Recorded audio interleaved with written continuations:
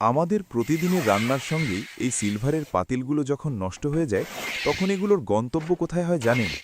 এগুলো কিন্তু চিরতরে হারিয়ে যায় না, বরং শুরু হয় এদের নতুন এক জীবনের রোমাঞ্চকর গল্প। নষ্ট পাতিলগুলো কারখানায় নিয়ে টুকরো টুকরো করে কাটা হয়। এরপর সেগুলো ফেলে দেওয়া হয় গনগনে আগুনে। নিমিষেই গলে তরল হয়ে যায় পুরনো পাতিল। এরপর সেই টকবগে গলিত অংশ ছাঁচে ঢেলে সলিড বা শক্ত ধাতব খণ্ডে রূপান্তর করা হয়। এরপর ভারী মেশিনের সাহায্যে সেই খণ্ডগুলোকে চ্যাপ্টা করে লম্বা শীটে পরিণত করা হয়। সেই শীট নির্দিষ্ট মাপে গোল করে কেটে ডাইস বা ছাঁচের উপর ফেলে প্রচণ্ড চাপে মুহূর্তেই রূপ দেওয়া হয় একদম নতুন একটি চকচকে পাতিলে।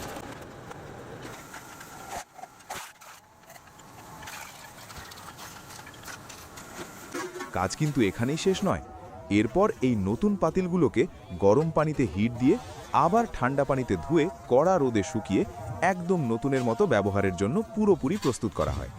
এভাবেই ফেলে দেওয়া একটি নষ্ট জিনিস ফিরে পায় তার নতুন রূপ, হয়ে ওঠে আবারও ব্যবহারযোগ্য।